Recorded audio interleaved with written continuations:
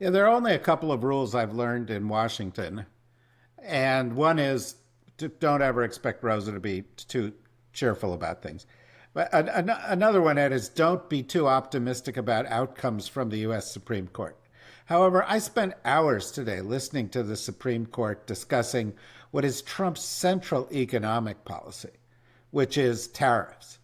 And it sure did sound to me like almost everybody on the court, and certainly a majority of people on the court, were very skeptical that Trump actually had the authority to do what he's been doing.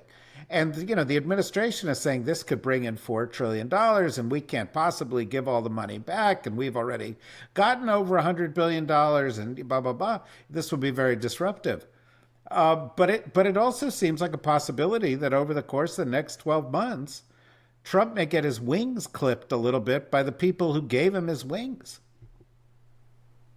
He might. With the Supreme Court, I'd like to wait and see whether they just have some really abstruse carve out for him, but whilst generally upholding IEPA, the law on which he's basing these completely fake emergency measures. Emergency justifications for the tariff measures.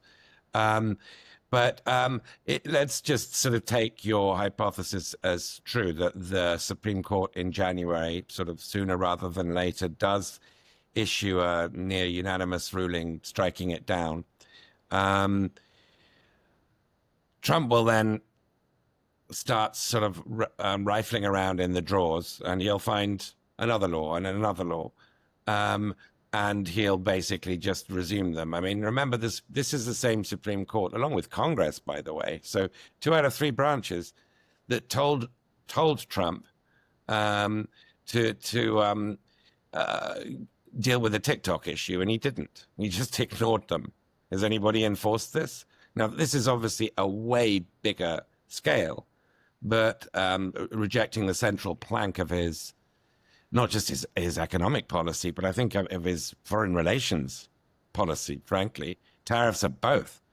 Now, that would be, of course, a massively bigger deal, which is why I'm sort of Rosa-esque on not expecting the Supreme Court to make it clear and completely incontrovertible. The language they use would have to be absolutely clear. They would have to show courage institutionally to really stop Trump in his tracks. And I will believe it when I see it. They have yet to exhibit those qualities. I mean, there are a few on that court who have, but they have yet as a collective body to exhibit those qualities. And Trump's, quite capable of scaring them a lot in the build up to whatever ruling and whenever that ruling happens. I hope Joe Vitale, our producer, is listening, because I want him to write down that I would like to call this episode "Viewing the Election Results Through Rosa-Colored Glasses." Um, uh, um, but just building on that, since we only have a couple of minutes left, and building on your theme, Rosa, it was striking that California, which didn't really have this kind of off-year election, a lot of races and things, really just had Proposition 50 on the ballot, had huge turnout.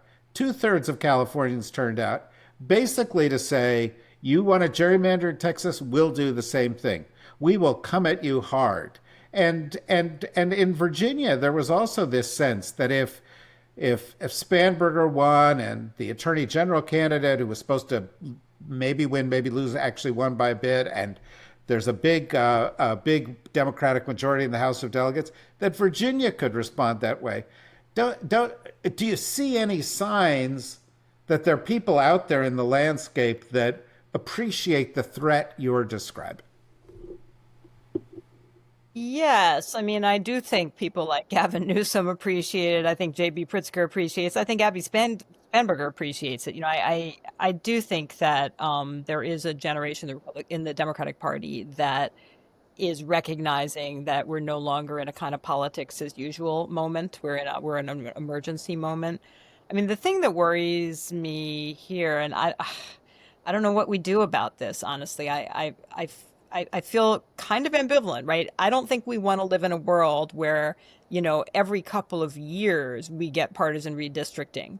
Um, not least because, for a variety of structural reasons, Republicans currently have the advantage. They control many more state legislatures than Democrats do, partly because of previous partisan gerrymandering, which means that their ability to further gerrymandering, it tends to favor Republicans, not in every state, obviously, but in most states.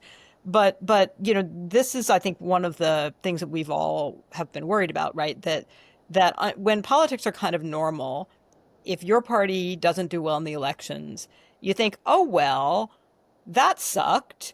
We're going to try again next time, and we're going to have a better message, and we're going to run better candidates, and, temporary setback, but we'll do better next time. When you move into a world in which each party thinks this is existential, you know, if we don't pull it off this time, we may never be able to have a fair chance to compete next time. It incentivizes both parties to kind of pull out all the stops to try to change the system in ways that will permanently advantage them.